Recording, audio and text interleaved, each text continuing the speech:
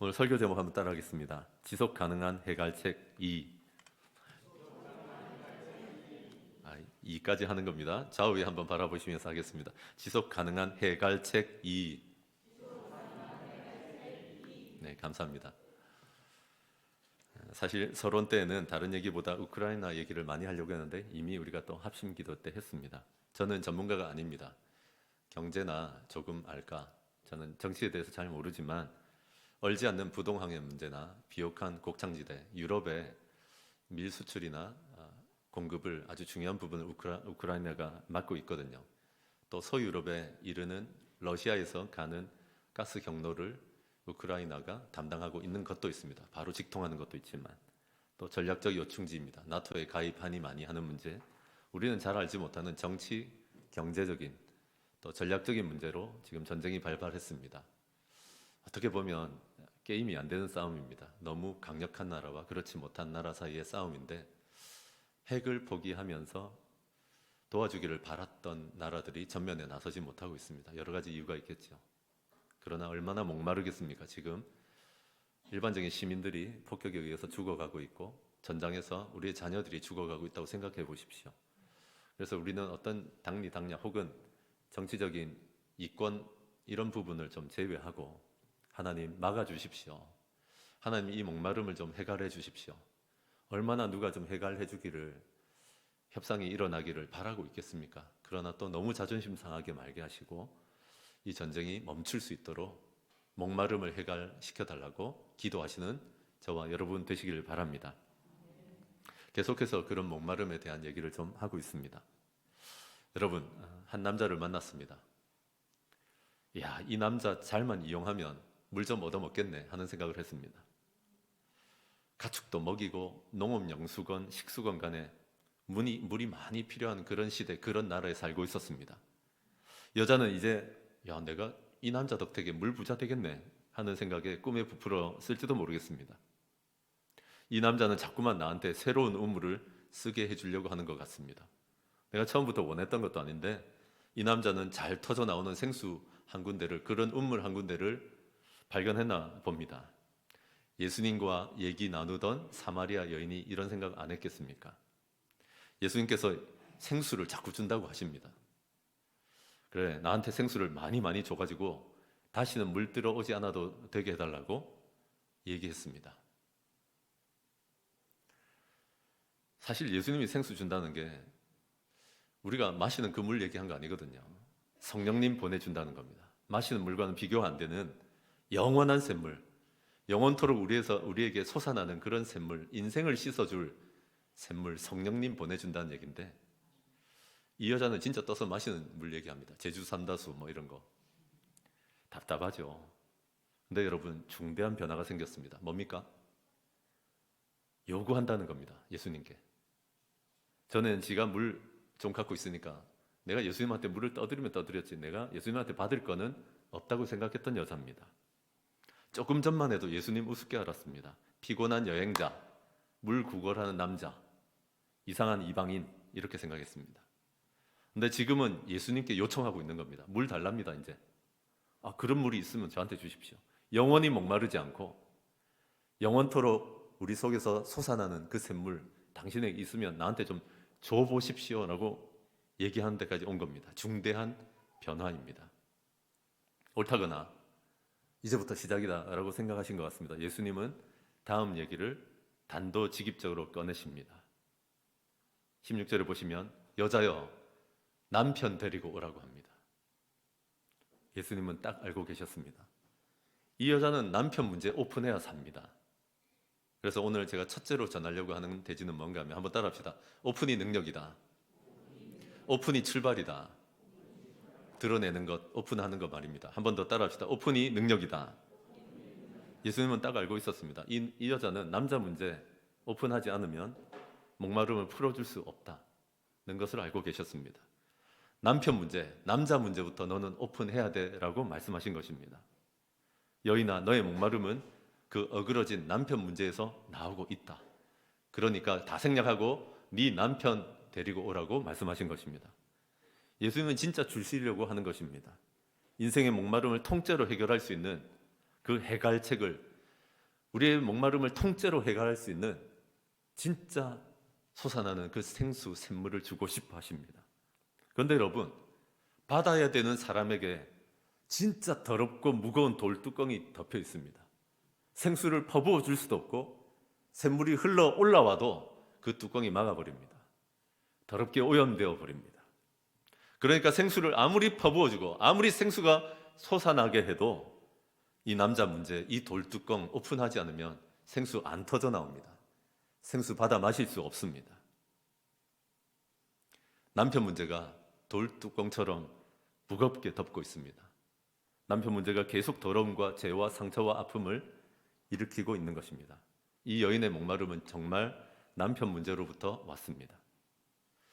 한편 여자는 야, 남편 데리고 오라고? 경악하고 놀랐죠, 속으로는.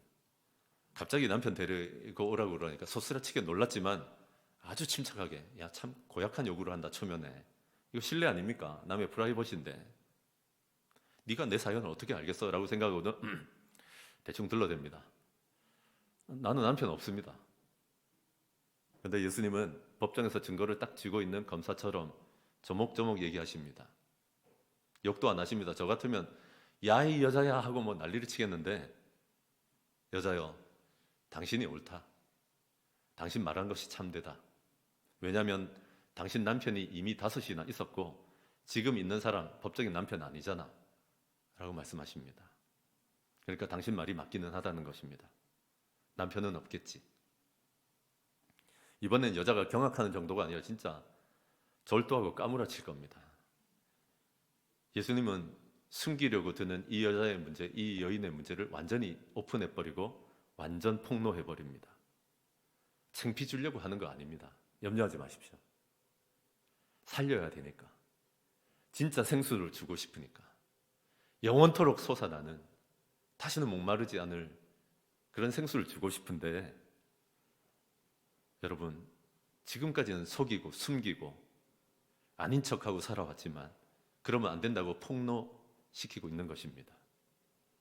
왜 남편을 5이나 두게 됐는지 기구한 팔자, 기구한 운명을 성경에서는 그다지 다루지는 않습니다. 바람기가 많았던 남자 탓인지 아니면 여자 탓인지 병이 들었었는지 우리가 그 이유는 알 수 없지만 분명한 것은 추측건데 이 여인은 아주 오랫동안 아주 어려서부터 외롭고 목말랐습니다. 그걸 해결해 보려고 또 해결해 보려고 남편을 5명 갈아치우고 6명째입니다. 도덕적으로 완전히 무너져 버렸고 지쳐버렸습니다. 그거 아십니까? 이 예수님께서 사시던 그 당대의 결혼은 보통 13세 정도의 정혼을 합니다. 여기 우리 중고등부도 계시지만 여러분 나이 되면 정혼합니다. 결혼하기로 약속합니다. 14세 무렵에 결혼합니다. 물론 우리나라 나이와는 좀 다르기 때문에 우리나라 한 고등학교 들어갈 때쯤 되면 죄다 결혼했었습니다. 생각해 보십시오. 고등학생 나이로부터 결혼하기 시작했는데 5번 갈아치웠습니다. 결혼, 재혼, 3혼, 4혼, 5혼, 6혼째입니다. 우리 한번 헤아리기도 힘들죠. 근데 여러분, 한 해 한 명씩 갈아치웠겠습니까? 통상적으로 참 오랜 기간 동안 이 여인은 남편을 갈아치워왔고 지칠 대로 지쳤습니다. 사랑하던 남편이 죽었을 수도 있겠죠. 그러나 어쨌거나 그 후에는 외로움의 문제 때문에, 목마름의 문제 때문에 남자로 이걸 해결해 보려고 했습니다. 그런데 그럴수록 더 목말랐고, 사람들은 그 당시에 이스라엘의 법은 재혼까지는 이해하는데 3혼쯤 되면 손가락질했고 5혼, 6혼 되면 사람 취급 안 했습니다. 사람들의 손가락질을 받고 있다는 걸 알지만 끊을 수가 없었습니다. 여러분, 중독되어 간다는 게 그런 겁니다. 이제 어느 순간부터는 남들이 욕한다고 해서 끊을 수 있는 거 아닙니다. 지금도 남편은 아닌 사람과 사람들의 손가락질을 의식하면서도 끊지 못하고 살아가고 있었습니다. 그런데 예수님은 정말 우리 메마른 인생을 살고 있는 이 한 여인이 다시 생수 찾기를 바랬습니다. 언제 환하게 웃어봤는지 모릅니다. 언제 다시 밝게 웃으면서 살아봤는지, 그게 몇 년 전인지 몇십 년 전인지 모를 인생입니다. 우리 예수님은 다시 살려주고 싶습니다. 이 목마른 인생을. 그러려면 오픈해야 합니다. 오픈이 능력입니다. 우리 가면 쓴 모습을 버리고 죄악된 모습, 목마른 모습 그대로 좀 드러내야 됩니다. 라고 했더니 아무나 붙잡고 오픈하려고 그럽니다. 여러분 잘 모르겠거든 목사에게 찾아오십시오. 목장에 나눌 수 있는 게 있고 그럴 수 없는 게 있습니다. 그러나 결단을 하나만 하십시오. 나는 오픈한다. 마귀는 오픈 못하게 합니다. 마귀는 어두운 가운데 야, 너 그거 드러내면 사람들 너 우습게 알아. 야, 지금 이런 지역이 어느 지역인데 이 뭐 초대형 교회도 아니고 네 소문 한번 나오면 너 끝장이야. 넌 파묻혀 라고 속입니다. 제가 해봤거든요. 별것 아닙니다. 그거 별것 아닙니다. 그런데 우리 주님께서는 빛 가운데 드러내기를 원하시고 마귀는 야, 어둠 속에서 너만 알아. 너만 끙끙 앓으면서 그거 드러냈다가 어떻게 하려고 그래? 라고 속입니다. 그런 식으로 10수년 흘러오지 않았느냐 하는 얘기입니다. 오픈해야 출발됩니다. 오픈해야 능력이 임하기 시작합니다. 오픈해야 생수가 임합니다. 하나님께 먼저 오픈하십시오. 사실 그래서 지금 우리 새벽기도 때 나의 남편의 문제는 뭘까? 여러분들 중에는 진짜 남편의 문제인 분들도 계실 거예요. 근데 여기서 말하는 남편 문제의 핵심은 뭡니까? 몇 년간 혹은 10수년간 수십 년간 남몰래 나를 누르고 있는 문제입니다. 핵심은 그겁니다. 또 하나, 이제 어느 정도 나를 알만한 사람은 손가락질 하는데도 끊을 수 없는 것입니다. 나는 이게 문제가 된다는 거 압니다. 하나님 섬기는데. 근데 끊을 수가 없습니다. 우리 아내도 알고 우리 남편도 아는데 우리 자식도 아는데 나는 끊을 수가 없는 겁니다. 숨겨도 보고요. 별짓 다 해보지만 언제나 무겁게 누르는 그것이 죄이기도 하고 상처이기도 하고 분노이기도 하고 오래 묵은 관계이기도 할 것입니다. 새벽기도 때 뭐 하고 있냐면 우리 성도님들 가운데 새벽에 나오시는 분들은 그 한 문제가 뭔가 한 번에 다 털 수 있는 건 아니에요. 그리고 여러분 착각하지 마십시오. 이거 발견했다고 오늘부로 막 다 될 것 같습니다. 아닙니다. 천천히 하십니다. 하나님께서는 오픈부터 하고 그게 뭔지 인정하면 여러분 반절되는 거 아세요? 시작이 반이란 말은 이럴 때 쓰는 거예요. 오픈하면 우리 무거운 바위덩이가 쪼개지는 것을 경험하게 되실 것입니다. 하나님 앞에 오픈하십시오. 도와달라고 하십시오. 아우, 그 돌덩어리 사라지고 나니까 살맛이 나던데요. 목사는 돌덩어리 없었겠습니까? 목사는 지금까지 살아오면서 한 번도 대인관계에서 그런 문제가 없고 죄 문제가 없고 상처받은 적 없고 그럴 것 같습니까? 상공부에 들어와 보시면 줄줄이 들려드릴게요. 여러분 진짜 죽을 것 같았습니다. 근데 여러분 제가 오픈했던 날을 기억합니다. 오늘 마지막 찬송할 건데 이 찬양을 1시간 좀 넘게 부르면서 내가 눈물을 흘리는지 찬송을 하는지 모르겠더라고요. 마음이 상할 대로 메마를 대로 메말라 버린 내 인생을 살려주시려고 주님 찾아오셨던 날을 저는 기억합니다. 여러분의 남편 문제는 무엇입니까? 여러분에게 남편 문제처럼 오랫동안 무겁게 누르고 남들의 손가락질 받고 나도 알고 남도 아는 그 문제는 무엇입니까? 어쩌면 성공적으로 속이고 있는 분들 진짜 피곤하게 삽니다. 그런 분들은 머리가 좋아요. 아무한테도 안 들키려고 완벽하게 숨기고 있겠지만 하나님은 알고 계십니다. 그리고 예수님은 오늘 대놓고 완전히 폭로시키십니다. 살리려고. 들키시는 은혜가 있으시길 바랍니다. 화들짝 놀라시면서 여러분 오늘 어쩌면 가벼운 마음으로 물 한 잔 얻어먹는 마음으로 예배 오지 않으셨습니까? 아, 밝은 하늘이다 하고 왔는데 뭐요? 갑자기 나의 남편 문제를 건드리다니. 살리려고 그렇습니다. 나의 남편의 문제, 나의 남편 문제 같은 오래 묵은 어려움, 상처, 분노 그것이 무엇인지 이번 주간에 쪼개지시고 가벼워지시는 그 일이 시작되기를 바랍니다. 통상적으로 보시면 여러분 그게 한 10년 됐으면 2, 3년은 갑니다. 포기하지 마십시오. 오늘 오픈하기 시작하시면 내가 헛된 소망을 드리고 싶진 않아요. 빠른 사람도 있지만 한 10년 지속했던 문제라면 2, 3년 싸워야 됩니다. 하나님 도와주실 것입니다. 아멘이십니까? 정말 그거 내려놓고 나니까 날아갈 것 같습니다. 네, 해봐서 압니다. 그 문제를 해결하고 나면 날아갈 것 같습니다. 네, 여러분 2, 3년 간다고 보십시오. 하나님 훨씬 줄여주십니다. 왜 그런지 아세요? 하루 만에 하면 우리가 미쳐버립니다. 그렇게 살아온 게 있기 때문에 하나님께서 조금 더 기다리십니다. 하지만 오픈이 출발이고 오픈이 시작입니다. 저는 여러분들에게 생수가 임할 것이 막 기대가 됩니다. 막혔던 돌뚜껑을 그 무거운 것을 치워내시고 하나님의 생수가 다시 터져 나오며 우리의 말랐던 인생을, 정말 목말랐던 인생을 생수가 넘치게 마음껏 한번 마셔보십시오. 아멘이십니까?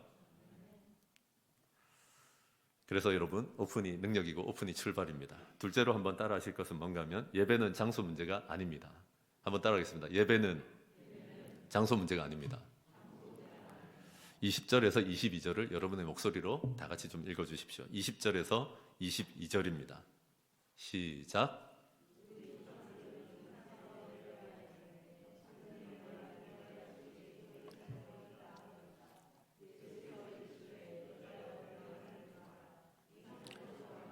예루살렘에서도 말고 너희가 아버지께 예배할 때가 이르리라.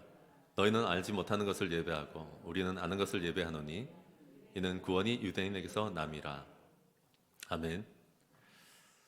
여러분 다시 한번 따라하겠습니다. 예배는 장소 문제가 아닙니다.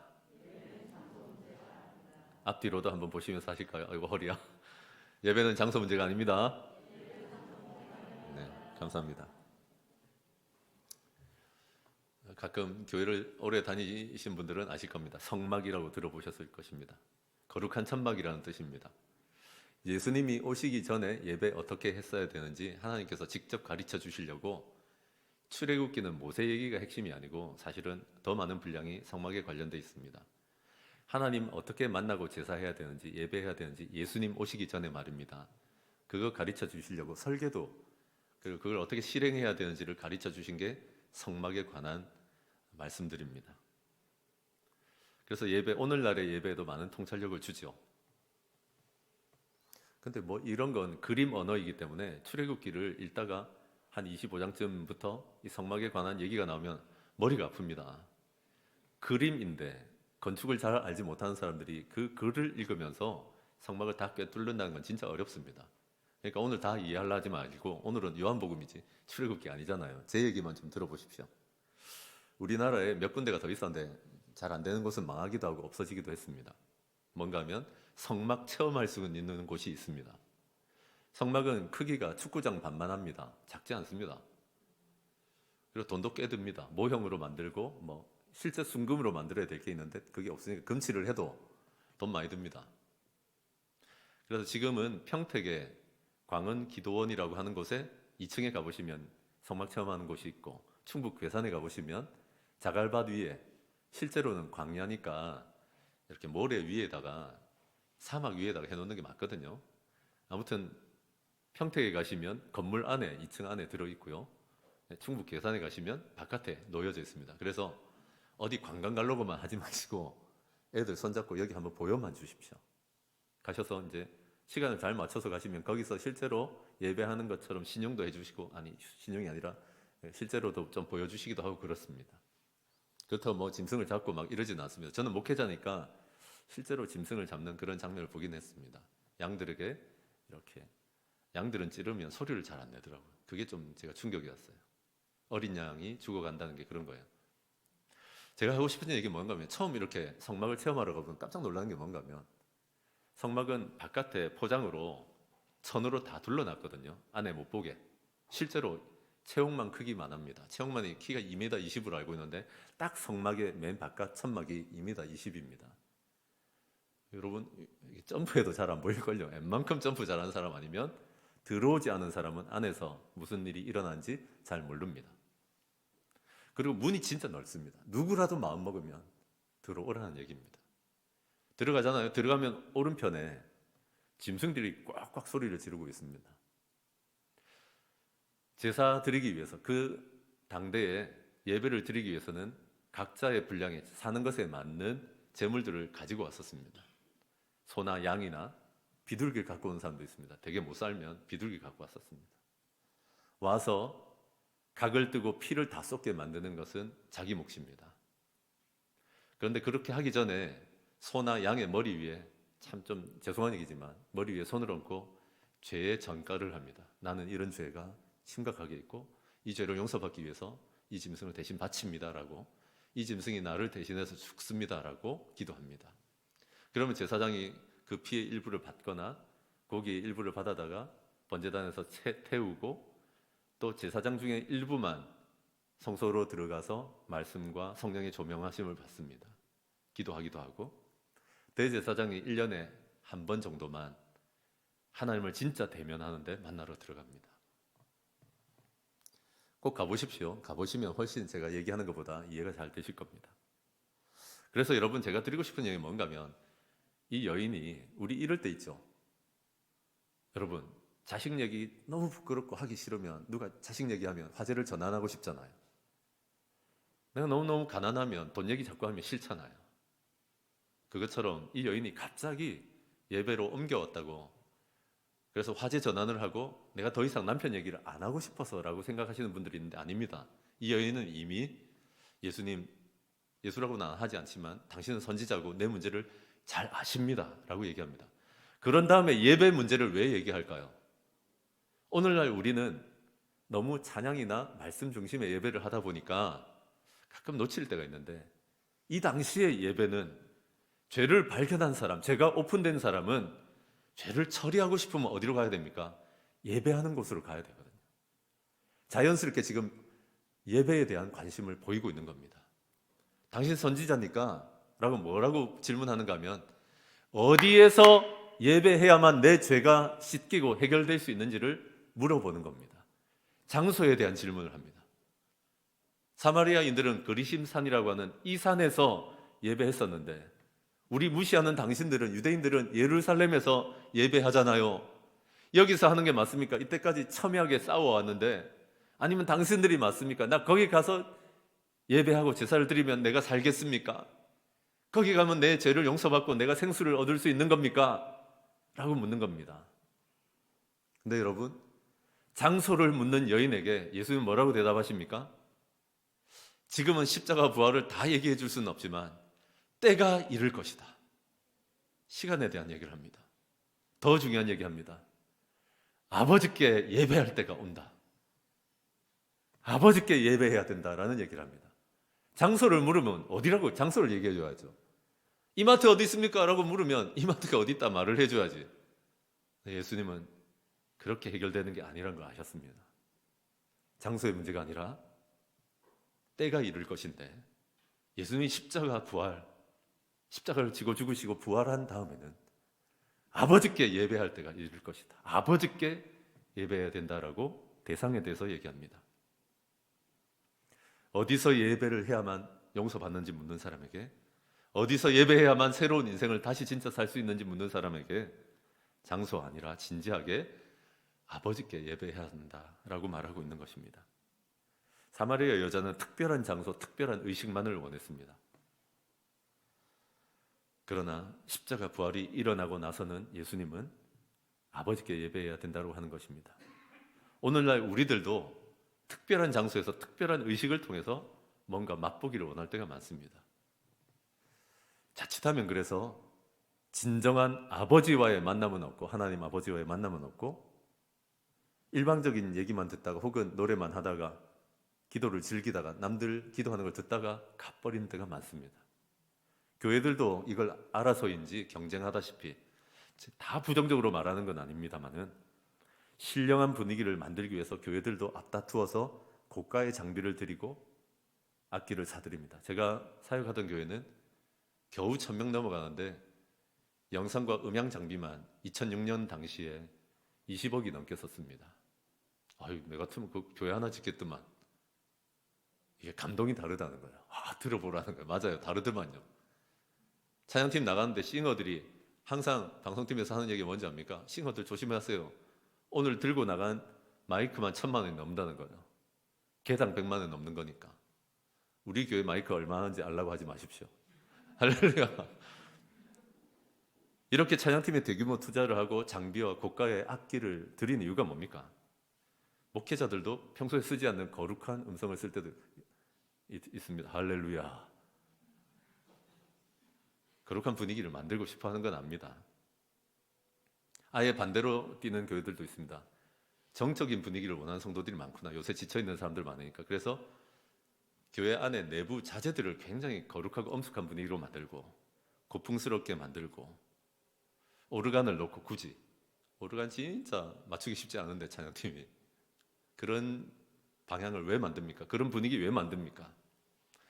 특별한 장소에서 특별한 분위기를 소비하고 싶어 합니다. 마트에서 물건 사는 것처럼 예배도 사고 싶어 하는 것 같아요. 여러분, 애들이 물으면 뭐라고 하랍니까? 오늘 엄마, 오늘 하나님 아빠 만나고 왔어? 라고 물으면 여러분 당황하지 않겠습니까? 만나본 지 오래됐다. 나는 하나님 아버지를 만난 지 오래됐다. 좋은 찬양이 있었는지 묻고 오늘 말씀 좋았는지 묻고 그런 거에 대답을 할 수 있겠는데 여러분 진짜 하나님 아버지를 요즘 매주 만나고 계십니까? 목장 예배에 가면 여러분 아세요? 1세기에서 3세기까지 교회에서 드리는 예배는 딱 목장이었습니다. 모이면 밥 먹고 예수님 얘기하고 누가 전해줄 사람이 없었기 때문에 장소도 없었기 때문에 마칠 때 기도하면서 소망을 품고 돌아간 게 예배 전체였습니다. 여러분, 하나님 아버지를 만나고 계신지를 물어보는 것입니다. 예배에서 진짜 중요한 것은 그래서 장소 문제 아닙니다. 여러분, 저도 어쩔 수 없이 이전에 있던 교회에서 사역할 때 싱가포르로, 그래서 제가 싱가포르에 대여섯 번 정도 갔습니다. 가면 꼭 간 김에 들러야 되는 교회가 있는데 가보면 와 합니다. 싱가포르 시티 하비스트나 뉴크레이션이나 FCBC 같은 이런 교회들을 가보시면 모여있는 인원 자체가 10,000명이 넘습니다. 고가 장비요. 여러분 방송국도 그거 쫓아오기 힘들 것 같은 느낌이 듭니다. 그런 데서 10,000명이 다 같이 중보기도 해보셨습니까? 와 천지가 떠나갈 것 같습니다. 하나님께서 시티 하비스트 교회만, 대한민국의 온누리 교회에서만, 하나님께서 순복음, 여의도 순복음 교회에서만 예배를 받으십니까?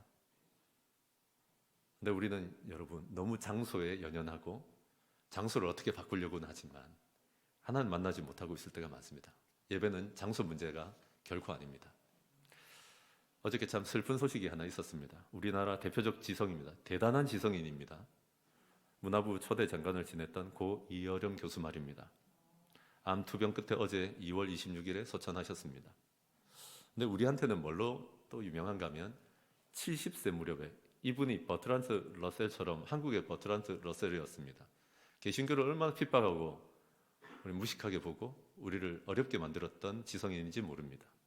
그러던 사람이 70세 무렵에 어느 날 신문에 나온 거 아십니까? 지성에서 영성으로. 그게 책 제목이기도 하지만 어떤 기자가 이 사람이 세례 받는 거 보고 충격을 받아가지고 쓴 제목입니다. 이런 대지성인이 세례를 받으며 눈물을 뚝뚝 흘리며 세례를 받았습니다. 저는 개인적으로 그냥 지성에서 영성으로 라고 하는 책만 좀 봤습니다. 그러면서 이 책을 낼 뿐만 아니라 하나님 증거하는 삶을 살려고 애쓰시다가 어제 돌아가신 것입니다. 근데 여러분 대단한 지성인이고 자식도 잘 나갔습니다. 살이 벗겨 나온 자식은 미국에 잘 나가는 검사 변호사까지 나갔습니다. 그러던 딸이 암에 걸렸습니다. 이혼을 했고요. 딸의 자녀에게 심각한 어려움이 생겼습니다. 잘 나갈 때는 아무렇지도 않았던 그런 딸인데 딸이 죽어갈 뿐만 아니라 어느 날 무슨 선고가 내려졌냐면 딸의 눈이 멀어가기 시작한다는 거예요. 이제 곧 안 보일 거라는 거예요. 기가 막히지 않습니까? 딸이 더 이상 나를 볼 수 없는 순간이 다가오고 있습니다. 미칠 것 같았습니다.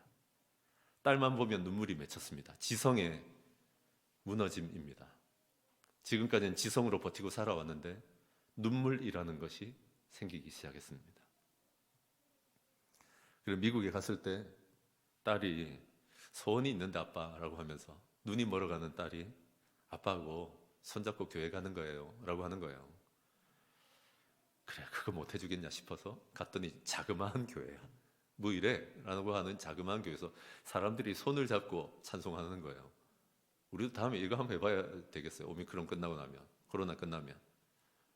아니 얼마 되지도 않은 작은 교회당에서 사람들이 손을 잡고 찬송하는데 너무 어색하지. 처음 교회 온 사람한테는. 근데 나도 뭐 딸을 위해서라도 따라야겠다 하고 찬송하기 시작했습니다. 근데 그때 목사님이, 그 작은 교회 목사님이 뭐라고 하는가 하면, 우리 오늘 하나님께 작은 소원 하나를 기도로, 아마 이분을 의식하고 얘기했는지 모르죠, 같이 기도해 봤으면 좋겠습니다 했는데, 이분이 뭐라고 기도했냐면, 하나님, 저도 소원이 하나 있는데 우리 딸이 눈이 멀지만 않을 수만 있다면 그렇게만 기적을 좀 보여주시면 제가 저의 글재주, 저의 입담 가지고 하나님 위해서 살겠습니다. 딸이 죽을 때까지 눈에 이상이 없었습니다. 할렐루야. 얼마나 놀라겠어요. 야, 이거 기적이 일어나고 나면 항상 사람들은 뭐랍니까? 그게 원래 그러기로 돼 있었지, 내가 기도했다고 된 거 아니라고 생각하겠지. 그 교회 안 나가는 거예요. 근데 이제 딸이 한국에 다시 들어왔을 때, 이제 새벽기도 이제 나가고 있는 딸을 보면서, 딸이 저렇게 새벽기도 나갔는데 문득 그런 마음을 주시더래. 저렇게 새벽기도 나가는 딸에게 내가 선물을 좀 줘야겠다.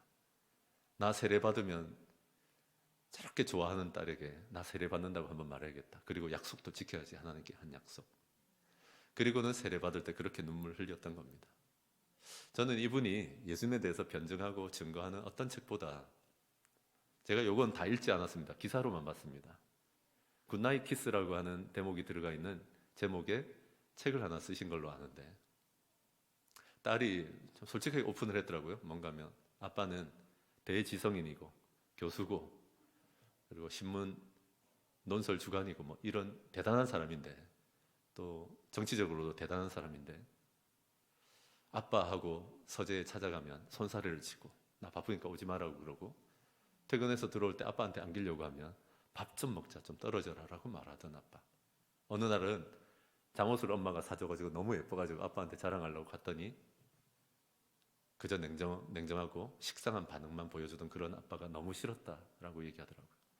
그저 굿나잇 키스 한번 받고 싶었는데. 근데 이분이 참 예수 믿고 놀라운 게 뭔가 하면, 그 딸이 죽고 나서 쓴 책에 보면, 딸아, 나는 아버지로서 사립학교에 보내고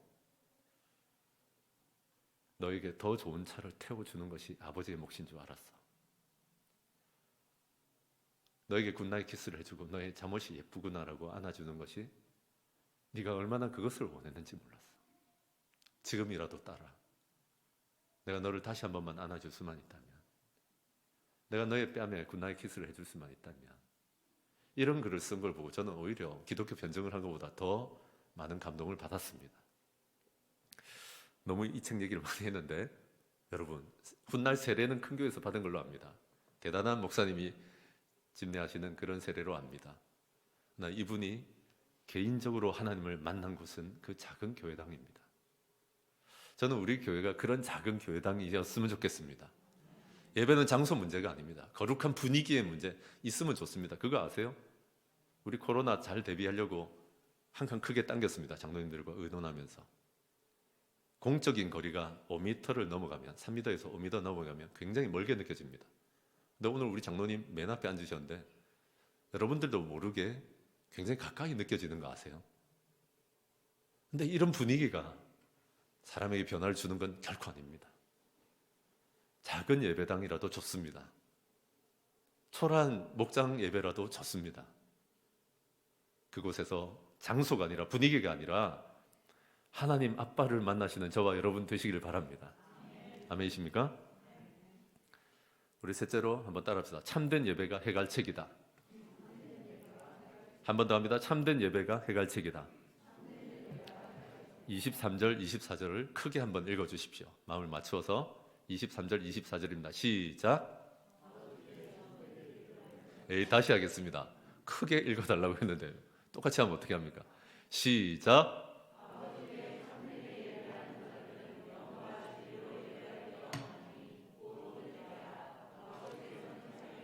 이렇게 예배하는 자들을 찾으시느니라. 하나님은 영이시니 예배하는 자가 영과 진리로 예배할지니라. 아멘. 앞도 뒤도 없이 오디오 압축 기술 얘기할까요? 그 말 자체가 MP3입니다. 예전에는 우리 음악 어떻게 들었습니까? 카세트 테이프. 집에 많았죠. LP판.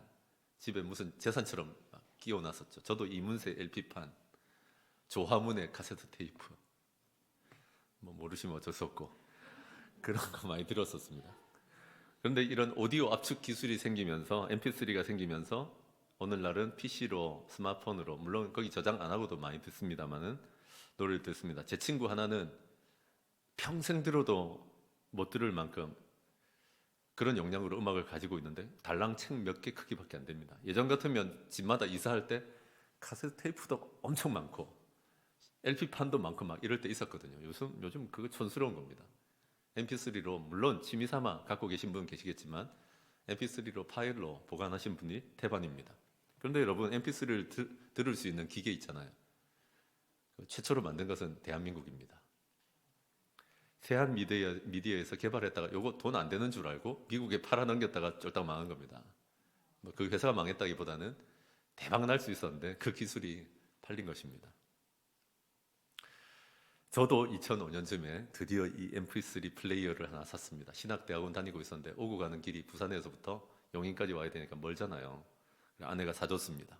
아이리버 IFP 380이라고 128메가짜리 무려. 그게 뭔지 아닙니까? 음악이 50곡이나 들어갔다고요. 충격이라고. 당시 20만 원 넘었습니다. 너무 비싸. 고가의 장비. 그래서 이제 사역을 마치고 차를 타고 와서 내릴 때 남자들은 그런 유혹 느낄 때 있잖아요. 우리 힘을 과신할 때 있잖아요. 자기는 힘이 있으니까 책들 다 들고 뭐 다 들고 그 위에 MP3 얹히고 발로 문을 딱 닫았거든요. 차 문을 딱 닫고 나는 이제 가면 된다 했는데 그 진동 때문에 뭐가 하나 툭 떨어졌네. 통통통 뛰면서 MP3 껍데기만 남고 나머지는 하수구에 빠졌습니다. 진짜 하수구에 물 많이 내려가고 있는데 피눈물 나더라고. 내가 어떻게 했겠습니까? 팔을 걷고 빠루가 있는 것도 아니고 마음이 급하니까 지금 흘러내려가면 안 되니까 팔을 집어넣고 내가 아무리 가늘은 사람이라도 그 하수구 틈에는 안 들어가더라고. 집에 뛰어 올라가가지고 옷걸이 있잖아요. 펼 수 있는 거 해가지고 별짓 다 해봤는데 흘러갔어. 얼마나 찾고 싶었는지 몰라요. 피투성이가 되도록 피가 줄줄 나오진 않았지만 다 긁히면서 찾았어. 찾는다는 건 그런 거예요. 여러분, 하나님께서 찾는 거 아세요? 저보다 더 간절하게 찾으실 거예요. 흔하고 남아 돌면 찾는다고 하지 않습니다. 하도 없으니까, 아무리 찾아도 없으니까 찾는다고 하십니다. 함께 읽었던 본문에 보시면 우리 하나님께서 참으로 예배하는 사람 찾는데 영과 진리로 예배하는 사람을 찾으신다라고 말씀하십니다. 그 말은 뭔가 하면 대부분의 예배한다라고 하는 사람들이 영과 진리로 예배하지 않는다는 걸 안다는 말씀이십니다. 진짜 눈에 불을 켜고 찾으십니다. 우리로 치자면 팔이 다 까지면서라도 찾고 싶은 게 뭔가 하면 하나님은 영과 진리로 예배하는 사람을 찾고 싶습니다. 아멘이십니까? 라고 했더니 영과 진리가 뭐예요? 영과 진리로 예배하는 게 뭐예요? 라고 물었더니 진지하게래. 답답해요. 그러면 진지하게 예배드리고 정복을 잘 차려 입고 오는 예배를 찾으신대. 그건 당신 생각이고 성경에서 뭐라고 하는지를 봐야죠. 요한복음에서 영과 진리라고 할 때 이 영은 푸니마라고 하는 단어는 성령님을 일컬을 때만 주로 쓰는 말입니다. 성령님 안에서 예배하는지를 물어보는 것입니다. 진리로, 나는 길이요 진리요 라고 하는 것처럼 요한복음 안에서 진리는 거의 예수님을 가리키거나 예수님이 하시는 일을 하시는 말씀을 가리킵니다. 더 쉽게 말하자면 영으로, 신령으로란 말은 성령님 안에서라는 뜻이고 성령님은 초자연적인 역사를 일으키시거든요. 진리 안에서란 말은 너는 예수님 안에서 예배하는지를 묻는 겁니다. 너는 그런 변화가 일어나니? 마귀의 자녀에서 하나님의 자녀가 되는 변화가 일어났는지를 물어보는 것입니다. 자녀로서 예배하는가? 뿐만 아니라 성령님의 도우심을 받아서 초자연적인 역사가 일어나는 예배인가를 물어보는 것입니다. 초자연적인 역사가, 가장 놀라운 초자연적인 역사는 뭔가 하면 마귀의 자식이 하나님의 자녀가 되어서 하나님을 아빠라고 하는 겁니다. 한번 따라해 봅시다. 아빠. 이거 당황스럽지 않습니까? 야, 네 어제까지 마귀 자식이었잖아. 근데 예수 믿고 하나님의 자녀가 되는 초자연적인 변화가 일어나고, 자신 없었는데 성령님의 도우심 받아서 진짜 아빠하고 부르는 거예요. 야, 니 너무 뻔뻔스러운 거 아니가? 니 어제까지 마귀 자식으로 살았잖아. 근데 자녀가 되어서 심지어 아빠라고 부르면서 뻔뻔스럽게 기도를 하네. 네가 그 말씀을 왜 듣고 앉았노? 네가 왜 예배당에 와가지고 하나님의 말씀이 왜 들리는데 어제까지 기가 막히고 눈을 가리워서 못 들었지 않니? 근데 들리기 시작하고 기도하고 싶고 심지어 응답이 일어나네. 이게 영과 진리로 예배하는 겁니다. 그게 아버지를 예배하는 겁니다. 아빠 아버지를. 근데 여러분, 대한민국에서 자라다 보면 이게 어머니처럼 예배하지니라 이러면 은혜가 되는데 어려움을 겪는 분들 계시죠. 와, 우리 아버지 같으면 너 어떻게 그렇게 예배를 하라고 하나? 아버지께 예배하라 그러는데 압니다. 하나님께서는 우리가 얼마나 무서운 아버지, 엄격한 아버지 밑에서 자랄 수 있었는지. 저도 그렇게 자랐습니다. 근데 여러분, 어쩌면 참 좋은 게 뭔가 하면, 저는 그런 부모님도 일찍 돌아가셨는데 장인 장모님도 있고 처갓댁에 이제 식구들도 있는데, 제가 한 20년 됐잖아요. 오래됐죠, 결혼한 지. 처음에야 뭐 잘 차려입고 가서 조심하려 그러고 주는 거 다 받아먹고, 저는 어느 날 대접에 물이 있는데 이거 1인용인 줄 알고 뭐 혼자 다 먹고 막 이랬거든요. 잘 보려고. 근데 이제 한 20년 되니까 추리닝 입고 갑니다. 대충 가고, 어머니 다른 반찬 말고 난 된장 먹고 싶은데요. 그리고 뻔뻔스럽게 뭐라 하냐면, 어머니 나는 이 낙지를 엄청 많이 넣어가지고 끓여주면 좋겠어요. 돈 많이 들잖아요 그거. 여러분, 작년에 저는 5개월 동안 실업자로도 있어 봤어요. 친구들 만나기 싫을 때도 있고 남들 보기에 좀 부끄러울 때도 있죠. 사는 게 막막할 때도 있고. 그런데 가족에게 갈 때는 안 그렇더라고요. 가서 어머니 밥 좀 주세요. 그냥 추리닝 입고 가고, 그 안막이 있던데, 어머니 나 여기 누울래요. 아버지 저는 여기 누워서 얘기할게요. 이런 식. 우리 처제 동서도 있는데, 처제 라면끼리도 나 라면 다른 거 필요 없어. 나 라면 먹고 싶다. 뭐 그런 걸 넣어요. 오징어 넣었는데 다음부터는 그러니까 문어도 넣어주고. 우리 처남도 있는데 나에게 어떤 어려움이 있든지 간에 달려와서 얘기할 수 있고. 그게 가족 아니냐고요. 아버지께 예배하라는 건 뭔가 하면, 어제까지 마귀의 자식이었겠지만 이제 예수님 때문에 예수님 안에서 언제든지 뻔뻔하게 오라는 겁니다. 여러분 어떠셨어요? 예배당에 올 때 혹시 무겁지 않으세요? 목장에 갈 때 무겁지 않으세요? 거기 나의 가족이신 아버지가 거기 계십니다. 오늘도 아버지 만나러 가야지. 죄책감도 많고 잘하는 것도 없고 돈도 잘 안 벌리고 남보다 잘하는 것도 없지만 아버지는 우리를 그래 생각 안 하거든요. 만나고 싶고 와서 좋고. 그리고 성령님은 초자연적인 역사를 일으키시거든요. 여러분들 중에 지금 말씀 들리는 사람 있잖아요. 말씀이 들리고 말씀대로 사라지고 기도가 시작되고 응답이 일어나고 병이 낫기도 하고, 절망하고 어두웠는데 나도 밝은 찬양을 좀 많이 불러봐야겠다. 나도 좀 밝게 살아봐야겠다. 이런 초자연적인 역사가 일어나더라는 것입니다. 아멘이십니까? 어제 저는 어깨와 목이 진짜 뻣뻣했었습니다. 그걸 아는지 우리 아내가 또 이렇게 목을 좀 풀어주기도 하고 하더라고요. 왜 그렇습니까? 예수 영접 모임이 있었기 때문입니다. 설교는 좀 죄송한 얘기인데 다음 주 잘하면 됩니다. 이번 주에 죽서도. 예수 영접 모임은 오늘 놓치면 이 영혼이 마귀의 소나기에 다시 빠져 들어갈 것 같습니다. 그래서 목사들은 예수 영접 모임 진짜 두렵습니다. 부담이 된다는 얘기입니다. 그래 이제 여러분, 예수 영접 모임은 그래서 생명의 삶 하다가 3분의 2쯤 돼서 들어온 게 낫습니다. 하나님도 모르고 죄에 대해서도 모르고 아무것도 모르는데 가만 앉아가지고 나 좀 예수 믿게 해주세요 하는 것보다 생명의 삶 3분의 2쯤 되면 목자 목녀님들 잘 아십시오. 그냥 아무나 보내지 말고 그때쯤 보내는 게 맞습니다. 근데 어느 날 한상훈 목사님 계실 때 결혼식 주례해 주십시오 하고 약속했던 예비 부부가 저를 찾아왔습니다. 내가 약속한 게 아니잖아. 그래도 목사가 약속한 거고 목사님이 떠나고 내가 담임으로 왔으면 내가 해야지. 근데 이 부부가, 예비 부부가 전혀 예수를 믿지 않는 거예요. 저는 주례만 하면 되지. 근데 그렇게 죽으면 안 되잖아요. 그래서 기도하면서 당신들을 모르는데 내가 어떻게 해. 그래서 우리 집에서 밥 먹자라고 해서 밥 먹이면서 많은 얘기를 들어봤어요. 그 다음에 제가 약속했던 게 뭔가 하면 예수영전 모임 해야 된다. 예수를 모르는데 목사가 가서 무슨 축복을 하냐 라고 했더니 어제 온 것입니다. 할렐루야. 그래서 이 헌신대, 제가 일부러 헌신대에 앉혔어요. 한 명 여기 앉고 한 명 여기 앉으십시오 라고 하고는 어제 여기서 정말 많은 목자 목님들이 기도했고 새벽에 기도했고 하기 시작했죠. 이 사람들이 1시간 20분이 지났는데 졸지를 않더라고요.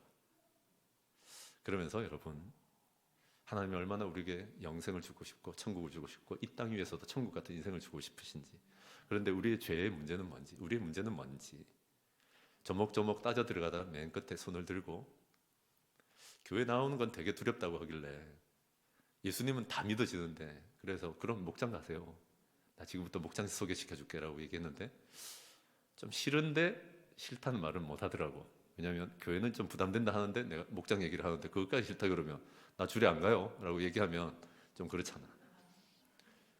그래서 여러분, 그걸 마치는데 이 두 분은 모를 거예요. 내일부터 기도가 달라질 거예요. 자신의 입술로 진지하게 복음을 받고 예수님을 초청했어요. 성령님이 들어가시는 것까지 내가 다 설명했어요. 그러면 진짜 초자연적인 변화가 일어납니다. 초자연적인 역사가 일어납니다. 사실 벌써 시작됐어요. 목사가 복음을 전하는데 1시간 20분 동안 한 번도 안 졸더라니까. 겁도 없이. 그래서 여러분, 우리 성도의 자녀입니다. 혼자는 감당 못해요. 같이 기도하시면서 초자연적인 변화와 역사가 일어나기를 기도해 주시면 좋겠습니다. 여러분, 진짜 심각한 문제를 안고 있는 여기 청소년들도 계시는데 우리보다 더 빠릅니다.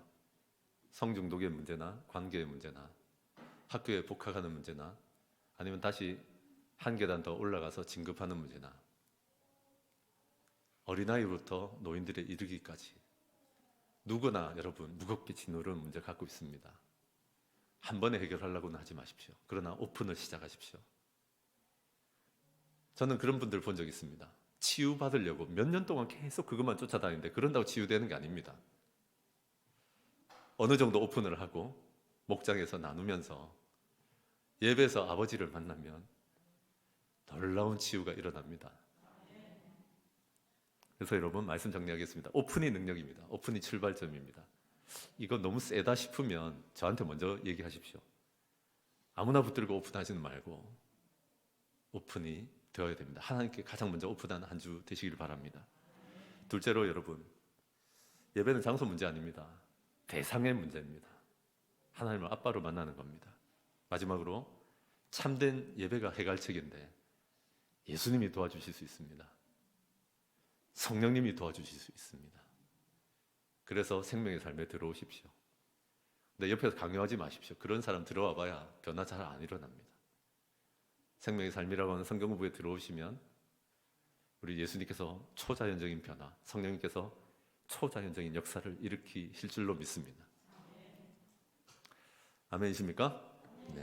여러분 많이 아프셨을 텐데 오늘 나의 무거웠던 문제 그거 주님께 좀 내어놓기도 하시고 오늘의 말씀을 기억하시면 좋겠습니다. 1분 동안 침묵으로 기도하신 후에 마음이 상한 자를 고치시는 주님 함께 찬송하겠습니다.